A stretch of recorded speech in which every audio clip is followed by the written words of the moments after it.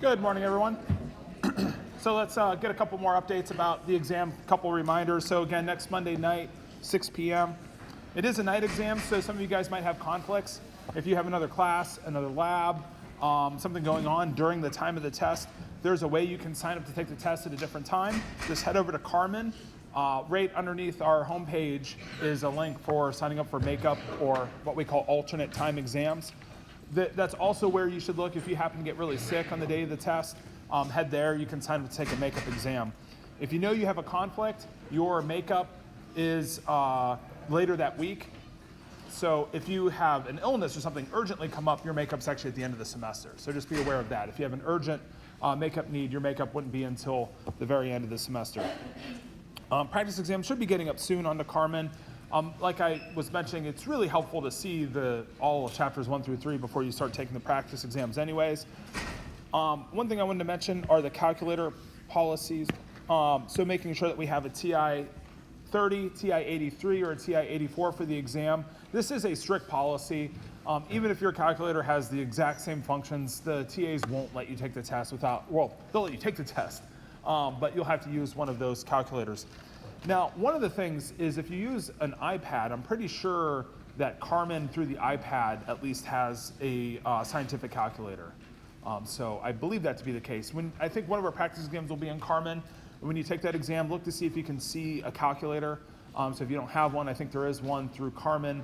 I'm not entirely sure it's with every single device or if it's just specifically with the iPad. I'm not entirely sure. You can take the exam on any device, so you do have to have a laptop or an iPad or a Surface Pro, something like that, ready for the exam. You're going to take the exam through Carmen in that proctored room in Hitchcock Hall. So just be aware of that. The exam does require this thing called Lockdown Browser. It's something you have to download. So check out an announcement last Friday from Sophie White, our course coordinator. She has all the instructions for getting that set up, and there's even a little test quiz that you can do to make sure that you can load the test exam. So with that, we'll head back into chapter 3. So we're getting into the final stages of the chapter, talking about stoichiometry. This is kind of the whole point of the chapter, is to be able to quantify aspects of reactions.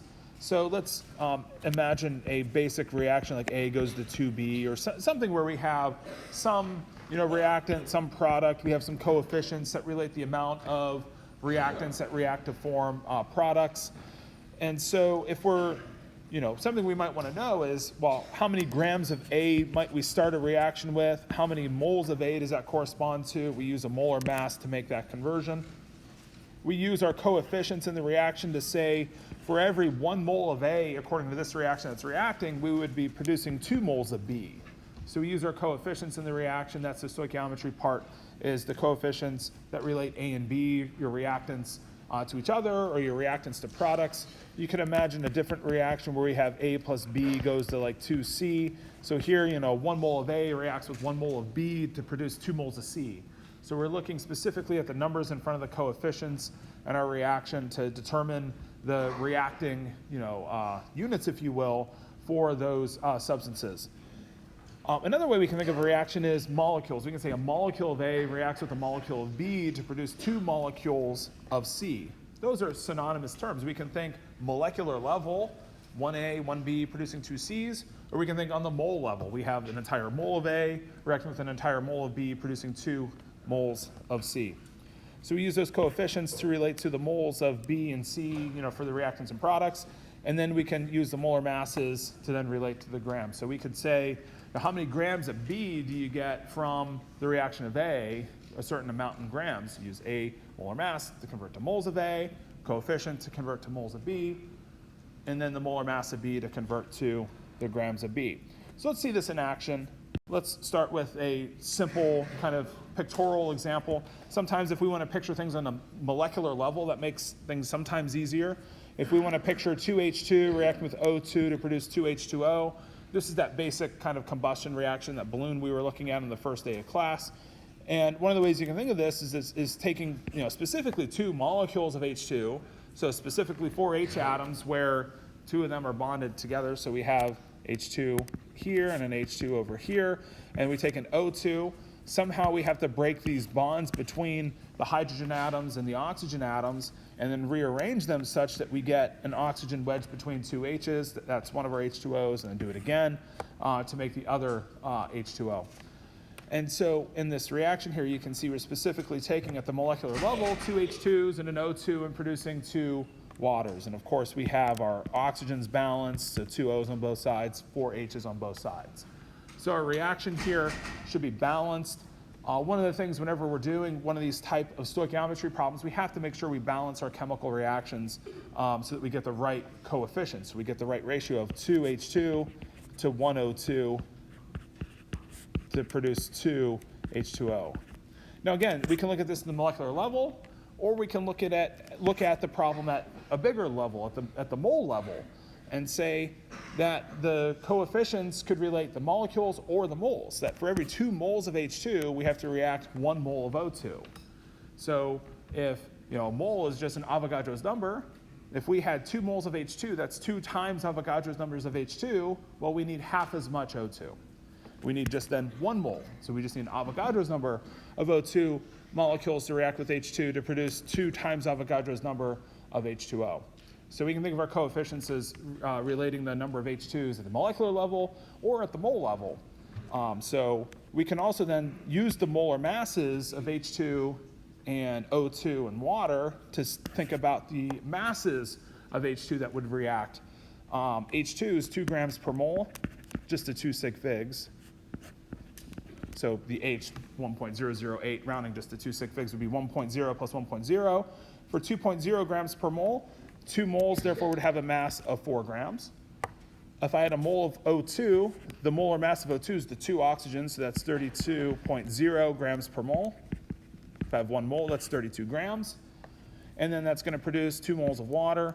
Water's 2 hydrogens, so 2 plus 16 is 18.0 grams per mole. 2 moles would weigh 36 grams. So you can see at the mass level, we're starting with 36 grams. We're ending with 36 grams. So we're not creating or destroying mass during the course of this reaction. So we're starting with 4 H atoms, 2 O2 atoms in the case of the 4 moles of H, 2 moles of O, and ending with that same number of moles of those atoms in our products. So it's showing our mass balance here being equal. Okay, now let's see this in action in some examples that we might see so we can solve some problems using stoichiometry.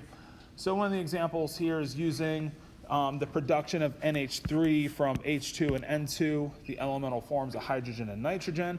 And so if I want to balance this reaction, I might start with the N2, where I'm going to need 2 NH3s to balance the nitrogens.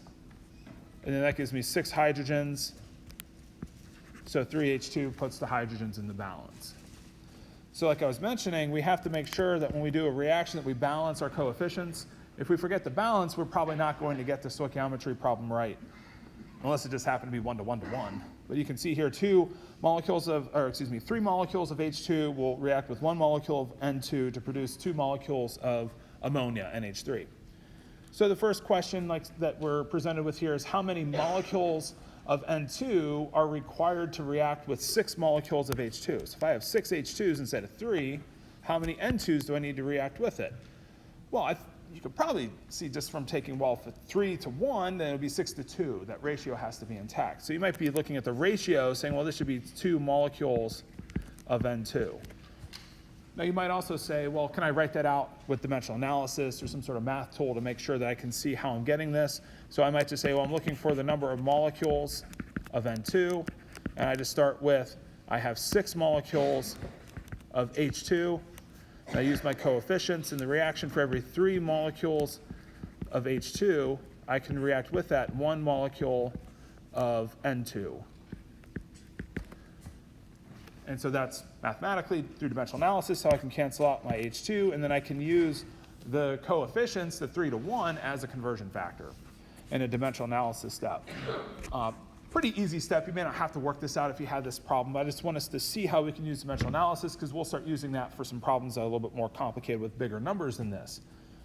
So it'll give us 2 molecules of N2. And so then another question presented is how many molecules of NH3 are formed from this reaction. And again, you can see if it's 3 to 2, then it's going to be 6 to 4. So you may inspect the numbers here and think, well, it should be 4 molecules of NH3.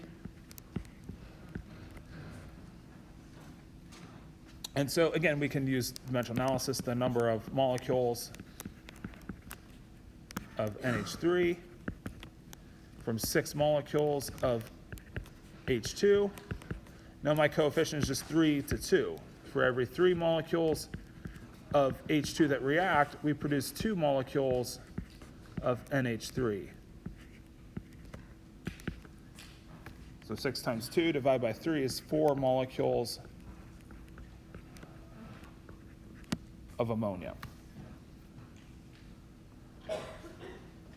Now, one thing in our dimensional analysis that sometimes we just want to see that what we're saying is that for when 3 molecules of H2 react, that we're producing 2 molecules of NH3. So a lot of times when we write out a dimensional analysis step, we have to be thinking kind of vocabulary. Sometimes it's helpful to think that what we're saying here is that when the 6 molecules of H2 react and go down to 0 and we lose all those, then we produce the product. I think in a later problem we'll present like a BCA chart. You've probably seen these in lab already, but we'll talk about a before, a change, and an after so that we can think during the course of the reaction, the reactants are going to 0, or one of them is trying to go to 0 if we have too much of the other one. We'll get into limiting versus excess reactants a little bit later. But one of the reactants has to be completely consumed in the reaction, and then we produce as much product as we can make off of that reaction. So we're taking our reactants down towards 0, and then we're producing our products as a result of that reaction. So sometimes we do dimensional analysis, sometimes we just want to remind ourselves that when we're looking at reactants react with a reactant, we're saying like how much H2 and N2 react together, and then for the H2 to the NH3, we're saying how much H2 reacts to produce the NH3. So a lot of times we write the math out, we got to maybe think along the way why it is that those steps work and why we're using them. Okay, so let's get into another example. This one's already balanced for us. This is the glucose combustion reaction to CO2 and water. We could have actually written and balanced this. In fact, we could have said in the problem, write the combustion reaction for C6H12O6. This is one of those general reactions presented early in chapter 3, where we know the products of a hydrocarbon combustion are CO2 and water. So we could have written this reaction, we could have balanced it, but here we see that information given to us. And so here we're asked the question for this reaction, how much CO2 is produced in grams when 2.5 grams of glucose reacts according to this reaction? So we have 2.5 grams of glucose. The presumption here would be we have plenty of oxygen to react with the glucose, so we're going to produce as much of the CO2 as possible. Again, I think, well, not again. If we go back to the previous example where we had molecules, it was really easy to look at the molecules and kind of just go 3 to 1, so it's 6 to 2. Here, it's 2.5 grams. It's, we can't just look 2.5 grams and say, well, it's 1 to 6 multiplied by 6, because the gram isn't the reacting unit. The mole or the molecule is the reacting unit. So here, I think we have to at least either convert to moles here using the molar mass, or we're going to want to use dimensional analysis. I think dimensional analysis works here because I can start the problem with the number of grams of CO2 that we're looking for. Start with my 2.50 grams of C6H12O6. I need to use that molar mass, kind of like on the opening slide that we were talking about. Molar masses go to moles. So 6 times 12.01.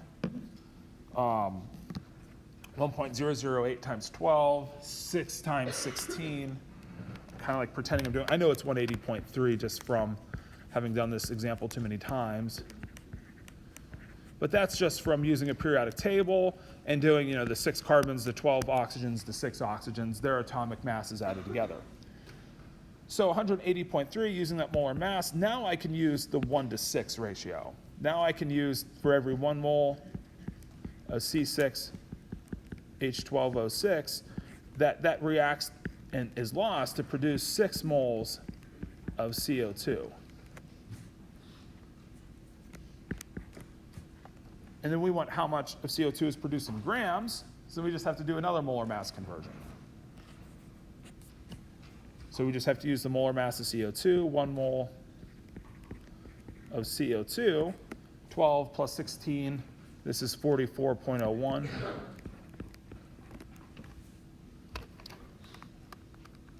So we start with 2.5 grams. Divide by 180.3 times 6 times 44.01. I get 3.66 grams.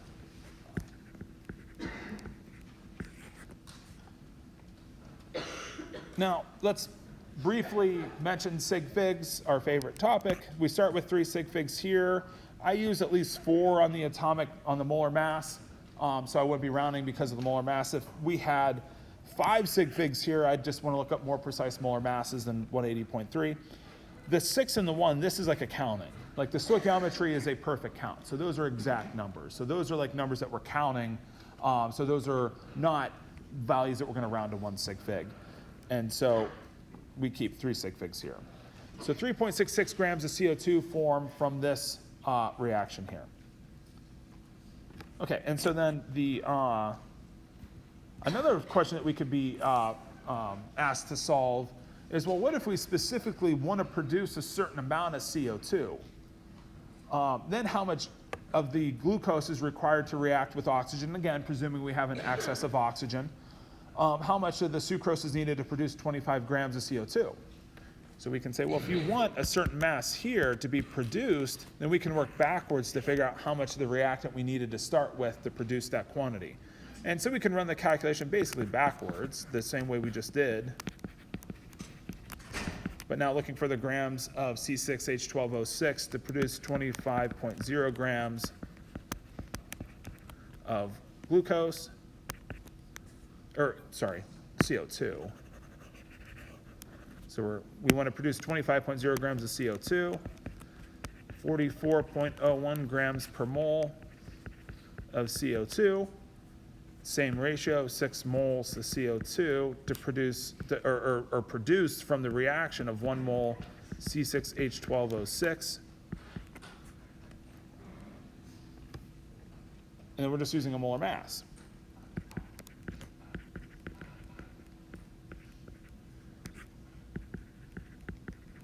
.3 grams.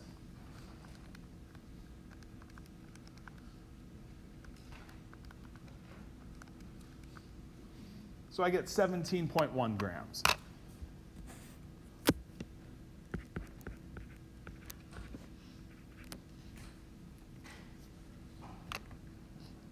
So we can use stoichiometry to figure out how much product is produced from a reactant being consumed.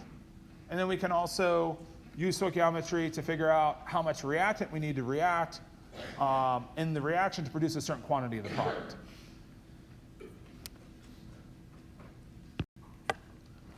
Okay, now let's get into kind of like the last kind of topics of the chapter are limiting versus excess reactants, yields, things of this nature. So the limiting versus excess reactants are the case where we can react whatever mixture we want to react together. Like if we're reacting H2 and O2, the reaction for them to react is 2 to 1. But I could take, 100 molecules of H2. The perfect amount of O2 would be 50, but I can mix together 60 molecules. I can mix together whatever amount of O2 I want to mix together. Like we can make a mixture of whatever percentages of H2 and O2 that we wish to make. It's just after the reaction completes, one of them might be left over in excess. So the excess reactant is the reactant that remains after the reaction completes.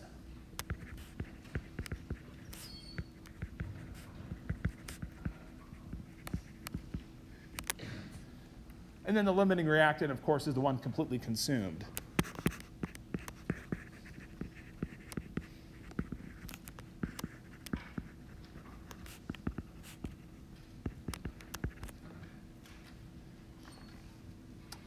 The reactant that's completely consumed in the reaction is the one that limits the yield of product.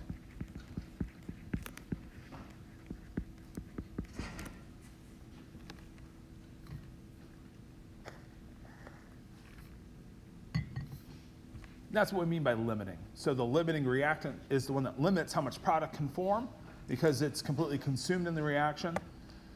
And then the excess reactant is one that's left over. So for 100 molecules of H2, for example, and 60 molecules of O2. Hard to picture. We could sketch this out. It would take a while. But can you see which one's the excess reactant? We go 100 to 60. it's going to be the O2 is the excess.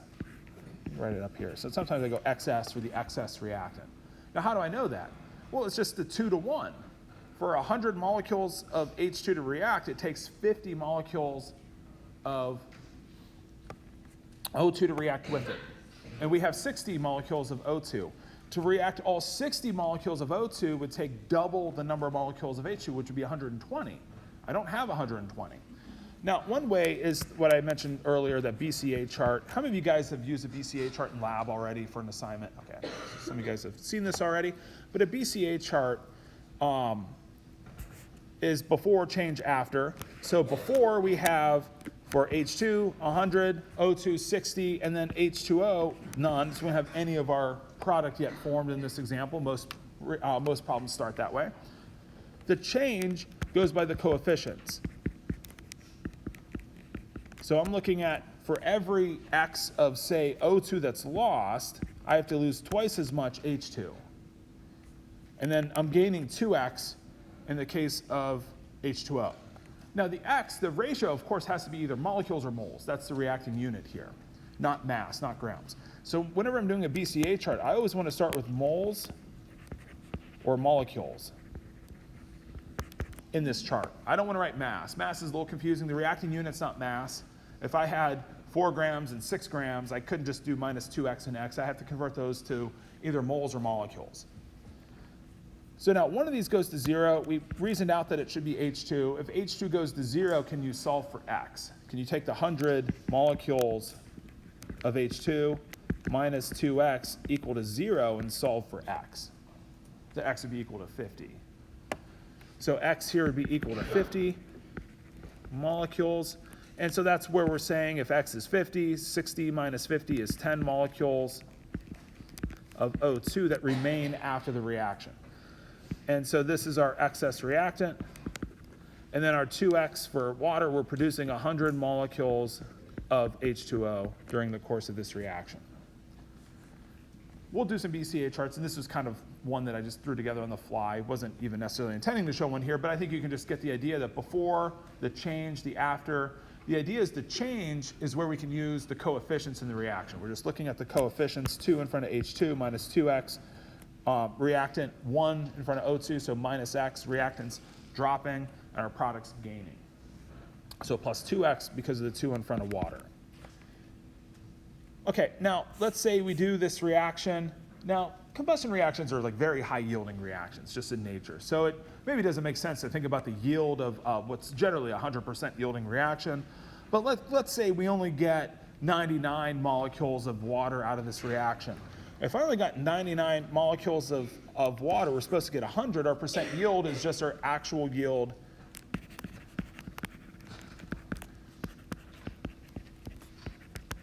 So the yield we actually get divided by the theoretical or the maximum possible yield times 100%.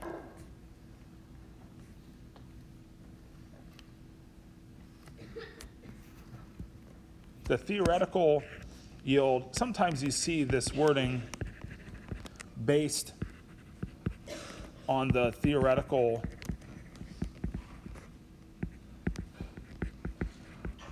yield. I don't like that wording, but the department uses this a lot, or other exam writers tend to use, like, what's the yield you expect to get based on the theoretical yield? That's just saying based on the limiting reactant completely being converted to product as you would expect based on the stoichiometry of the reaction. So based on the stoichiometry of this reaction theoretical yield, we would have had the expectation of 100 molecules. If, for example, where'd my pen go? If, for example, we only get 99 molecules of water, we expected to get 100 molecules of water times 100% is, of course, 99% yield. So you can take your actual yield, whatever you happen to get. You'd have to imagine somebody did the reaction, got the yield, and then was calculating this percent yield. So for this example here, we would have had 99% yield if we only got 99 molecules of H2O. And so the theoretical yield, this is one based on our stoichiometry, and the actual yield is limited due to things like side reactions, incomplete reaction. But that's a weird one, because like the incomplete reaction is kind of tricky to think about because that just means some of the thing we assume went to zero didn't go to zero. But so the reason why you may not get the yield you expect is because you maybe presume some of the initial reactant didn't react, but maybe you can't find it. So maybe you tried to see if you had any H2 left over and you didn't see any. And so then we only got 99 molecules of water. We assume maybe there's some byproduct. Maybe we accidentally made hydrogen peroxide or something. And so you could also have lab issues, lab mistakes, where you just lost some in transferring when you're producing a compound. So there's also like lab technique issues. Technically, you can't get over 100% yield. I don't like this question, though, because it presumes that we're not making a lab mistake. Like when we weigh out our product, we could have maybe added some other impurity in with our product and the mass goes above 100%, or the yield would appear to go above 100%. But the yield specifically of water in this reaction would be limited at 100% yield. So if you could somehow separate out all the impurities and just save the water, the max yield should be 100%. So max in quotes, there could be obviously lab errors that could make you think your yield's above 100% though.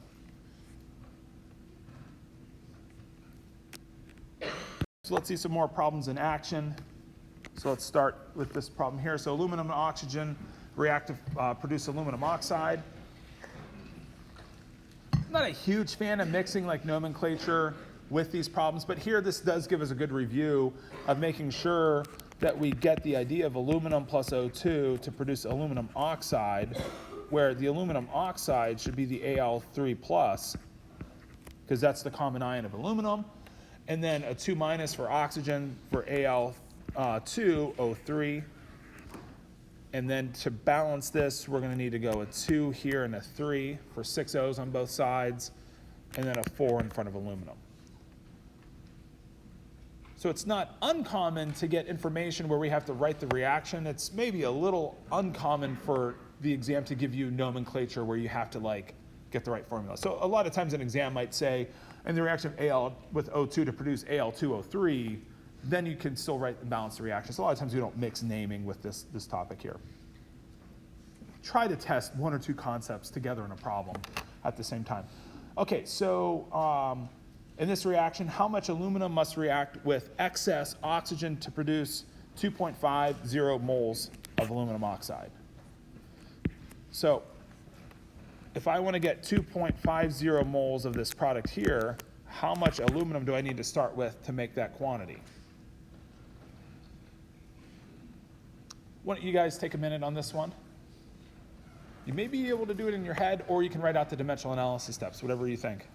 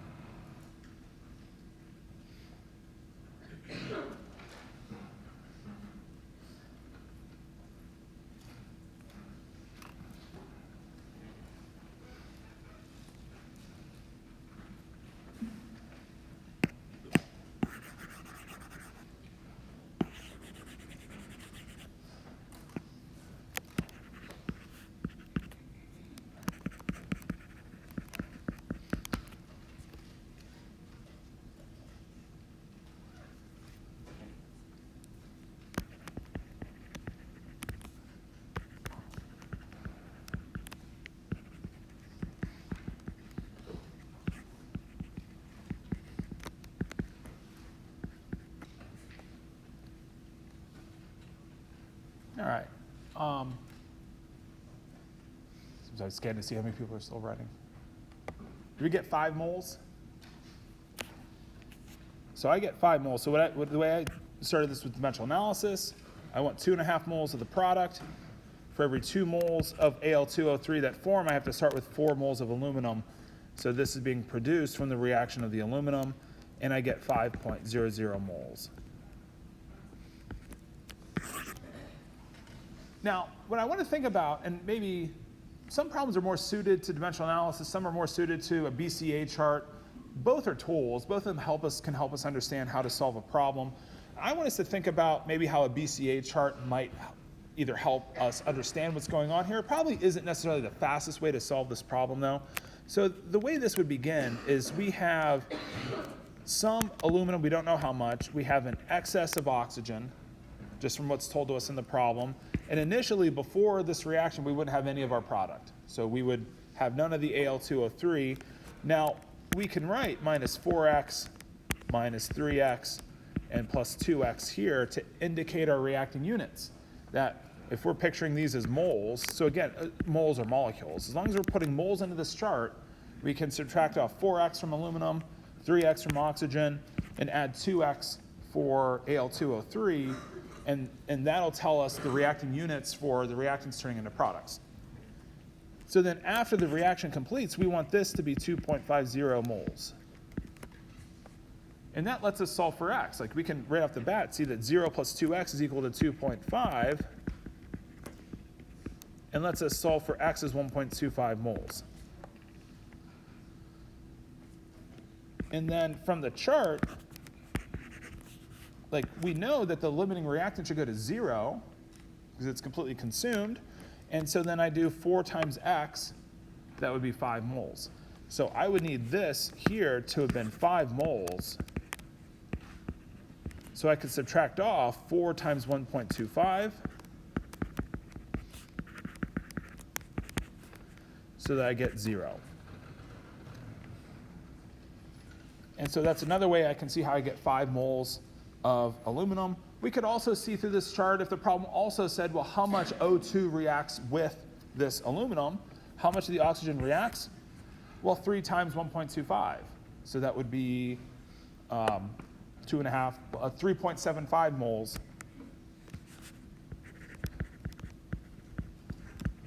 So 3.75 moles of O2 are reacting. So a BCA chart isn't always necessarily helpful to write out in a problem, but I think this is in my head when I'm thinking the reactant's going away, the product's forming. I can use those coefficients here in the dimensional analysis step, but sometimes we get lost in a math problem if we don't understand why we're doing the different steps. And sometimes the BCA chart, even if it's not actively something we're writing out, might be something in our mind that helps us solve a problem. Let's see a couple more examples, and I'll try within these examples to show BCA chart ways of solving the problem versus other ways. This one here with small molecules where we can actually picture molecules, sometimes it's easier just to sketch it out or think about the reacting units. But let's look at this problem here and think of as many ways possible as we can solve this problem. So we have 10 molecules of N2, 24 molecules of H2 to form NH3 by the below reaction. How many molecules of ammonia form and which reactant remains as the excess?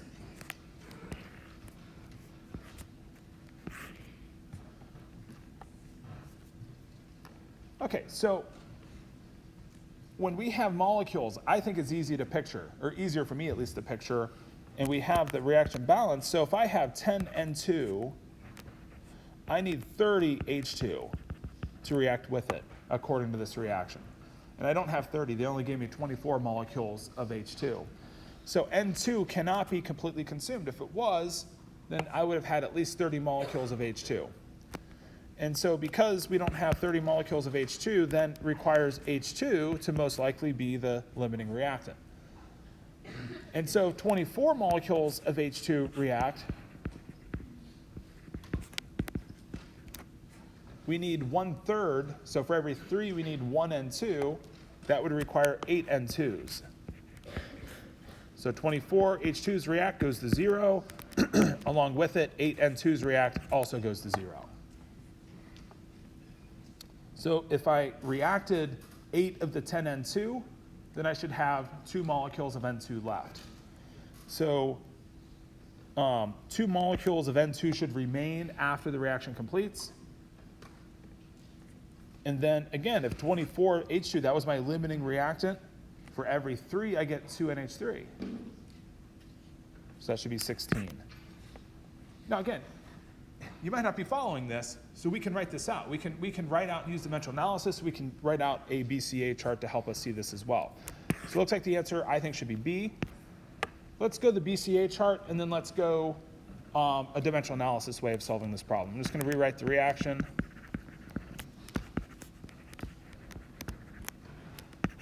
So before, we have 10 molecules here, 24 molecules here, none of our product. So minus x, minus 3x, plus 2x here.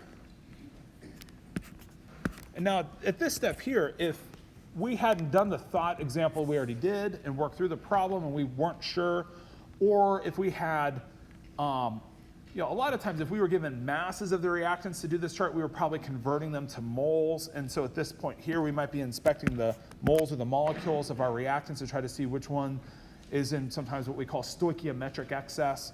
The 1-to-3 ratio is our stoichiometric specific exact amount. If I had 8 and 24 or 10 and 30, that would be the stoichiometric amount. I'm looking for which reactant is in stoichiometric excess. One of the ways we can think through this is to think which one of these is 0. So like if I try to set this to 0 here, then x would be 10. And then that would make 24 minus 3 times 10, negative 6, and that wouldn't work. So that's one way I can rule out, if I hadn't already done so, that N2 is not the limiting reactant. And so then if we run through that example here, then we should know that H2 is our limiting reactant. Then we can solve 24 molecules minus 3x is equal to 0 to solve for x. So x would be equal to 8 molecules. And then 10 minus 8, putting 8 in here, would leave 2 molecules of N2. And then plus 2x, x is 8, is 16 molecules of our product NH3 being produced.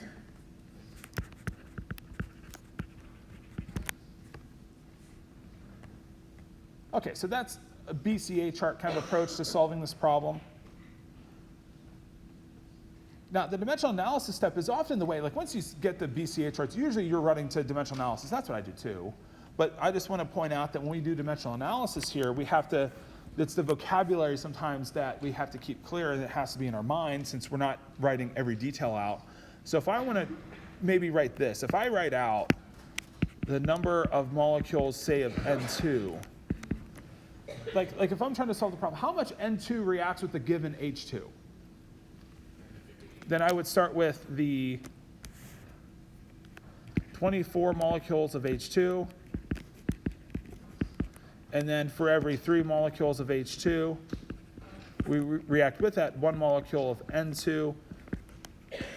So 1 molecule of N2. And so this gives me 8 molecules of N2. By dimensional analysis, if this is the only math we had done, if we didn't set up the BCA chart, we didn't think through the numbers, we just ran dimensional analysis and kind of were saying, how much N2 do I need to react with the given H2? And I get 8 molecules of N2.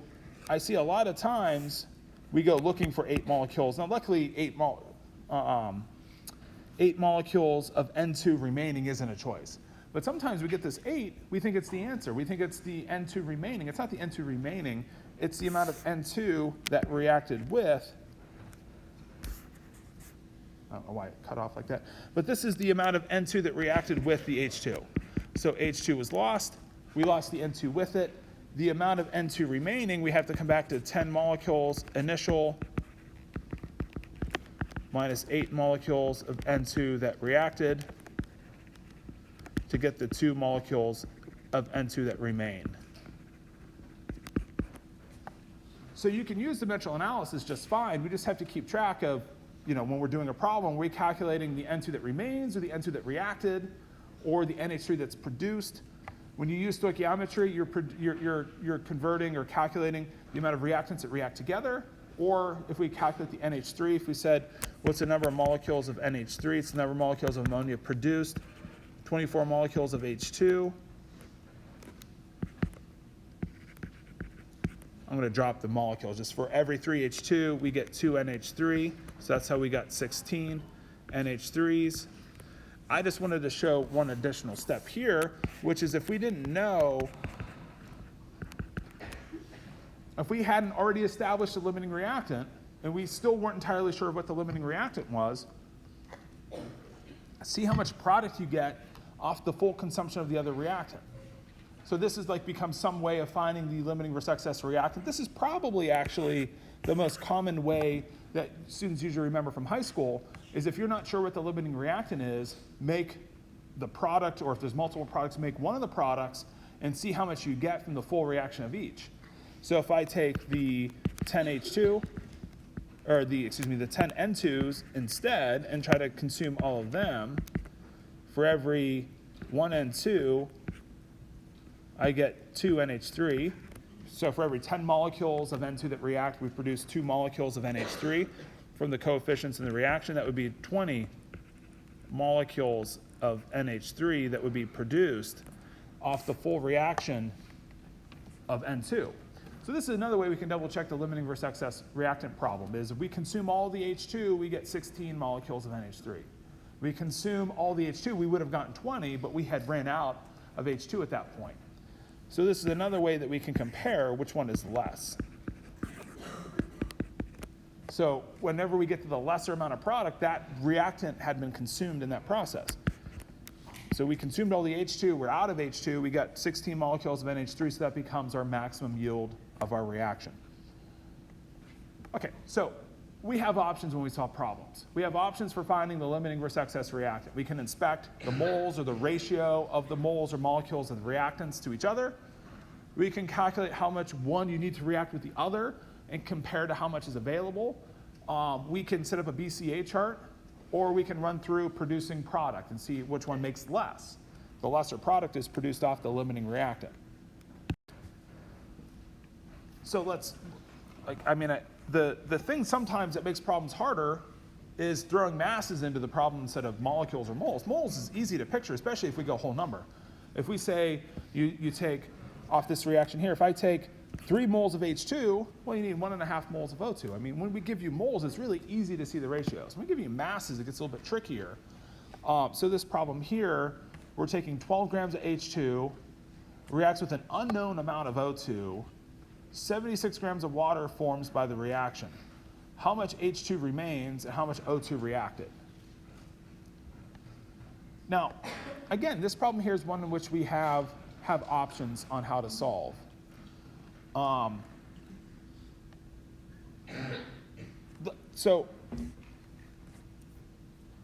In my head, I'm trying to think, do I want to set up a BCA chart? In my head, this is a BCA chart problem.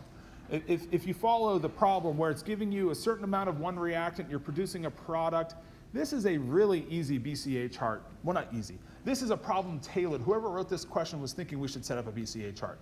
Now, we don't have to start the problem that way. So I'm going to try to solve it not using the BCA chart first.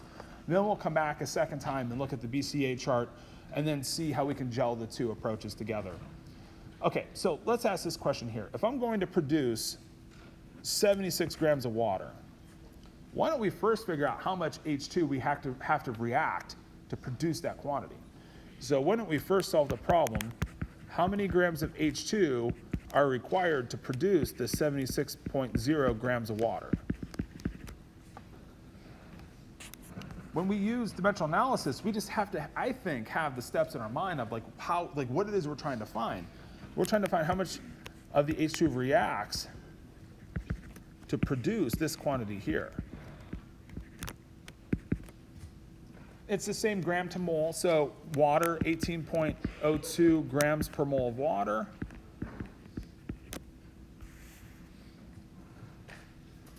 Coefficients for every 2 moles of water that react, we need 2 moles of H2 to react with it.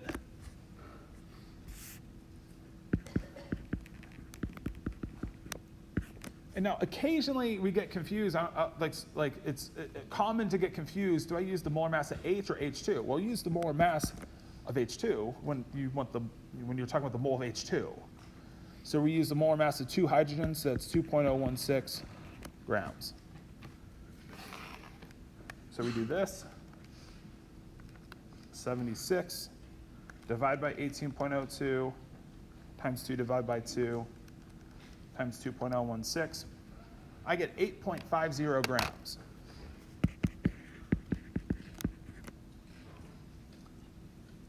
Now, let me see how well I made these choices here. Pretty well, because you see how we might go with that answer. Why is that answer not right? Like, why when I see this, do I not just go, oh, it's B? Because this isn't the grams of H2 that reacted, or this isn't the mass of H2 that remains. This is the mass of H2 that reacted to produce that much of the water. So the H2 that remains equals the H2 initial minus the H2 that reacted. So that's 12.0 grams of H2 is initially available, minus 8.50. That's 3.5 grams.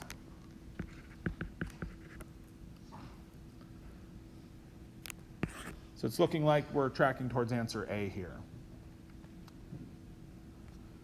So dimensional analysis works, it's perfect, but we just have to have the right vocabulary in our mind and the right thought that we're solving for the H2 that had reacted to produce the given amount of water. Now it's a little more apparent in the BCA chart. We'll look at that in a minute. Let's see if we can address the second question, even though if this were a test question, we're probably just going with answer A because we, like there's no two choices that have 3.5 grams. The second question was how much O2 reacted also to produce this much water.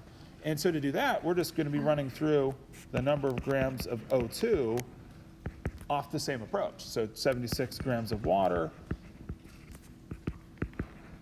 18.02 grams per mole of water. Now it's 2 moles of water produced for every 1 mole of O2 that reacted.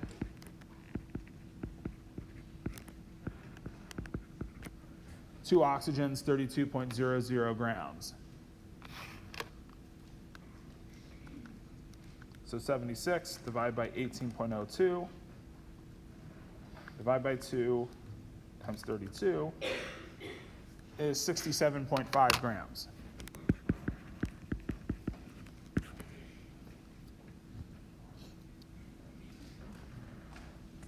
And so that matches what should have been the answer based off of how we narrowed it down from calculating the H2 that remained. Okay, now, I think it's helpful to take a step back and go back to the BCA chart. We could have started with the BCA chart. The reason why I wanted to start here is this is how we're probably going to solve problems on the test. Students usually don't run to a BCA chart. It's not your thought. But a BCA chart to me is how everything works. It's like what can go on in our minds as we're solving the problem, just thinking about like the H2 reacting and the water being produced. That can come off of a thought of like a BCA chart. So let me sketch the reaction here. I don't know why the font just changed.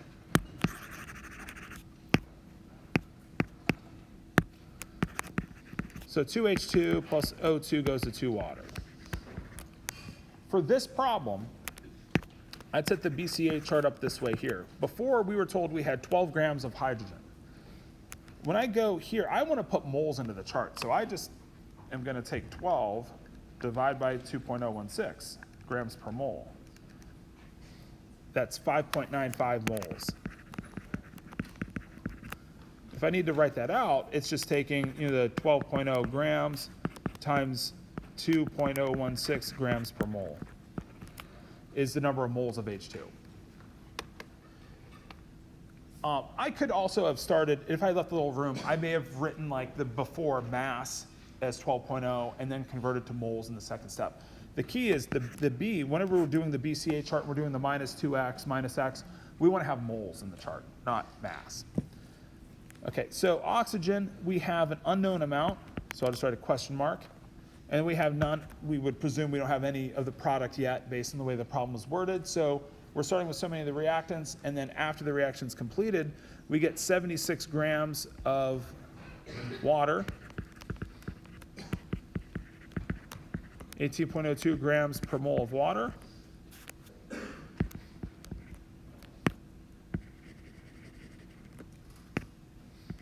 In terms of moles, because I want to write moles into the chart, not mass again, so 76 divided by 18.02 is 4.22.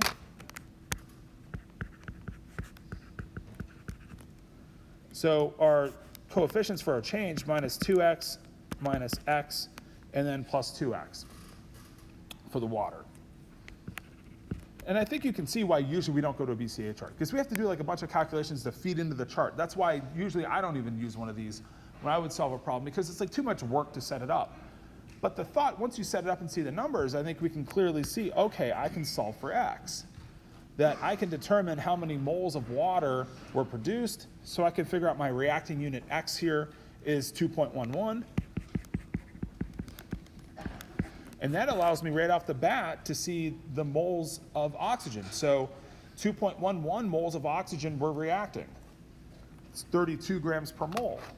So 2.11 times 32, 67.5 grams. So I got my oxygen right here. So I'm just looking here saying this is 2.11 grams, or 2.11 moles, I'm sorry. And that's 67.5 grams when we use the molar mass. To say 2.11 moles, 1 mole of O2, 32 grams. And then after the reaction here, how much of the O2 remains? 5.95 minus 4.22. Oh, I did times. 5.95 minus 4.22, 1.73 moles.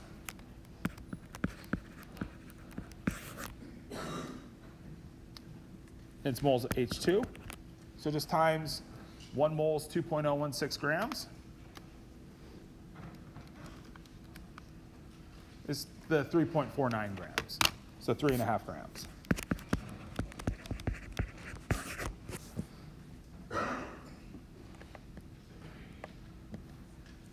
Okay, so again, the BCA chart, maybe not the most time sensitive or the quickest way to show the problem, but it's the one that clearly shows producing the product, 2x, from reacting for every 2 of the H2 and 1 of the O2 to produce the water. So it lets us see what's going on behind the scenes or help us think through. It really, it helps us see this step here, the subtracting of the initial from the amount that reacted to get the amount that remained. So it helps us, I think, really understand that final step. Okay, so let me just call your attention. The next set of slides, I'm just going to show a slide or two, and then we'll get through the rest of this on Friday and get through some review problems. There's a review set I just put up this morning for chapters 1 through 3. You don't have to necessarily run to it now. We're not going to solve any more problems today. But we'll just start Friday's class off with thinking about our own thoughts and awareness of our learning. So as you're approaching the final stages of getting ready for next week's midterm, if we can think about what we know and don't know and build from what we don't know, that's going to be the best way to learn. And so I think that's the best way to think of practice exams. Try to find out through the practice exam what you're struggling with so you can go focus on those parts of the material. When you start going through a practice exam, let's think in our mind, it's not the only problems you might see on the test. It's like a chance to take what might be your real midterm, a chance for you to see what areas you're struggling with. So don't feel like your first practice exam you should get 100%. You should get a score that helps you reflect on what you need to work on the most, hopefully, so you can go work on that material, take another practice exam, and move forward. Okay, so we'll talk more about metacognition, thinking about our thoughts, and then getting into some review problems Friday into Monday's class. All right, guys, thanks for the attention. I'll see you on Friday. How are you doing?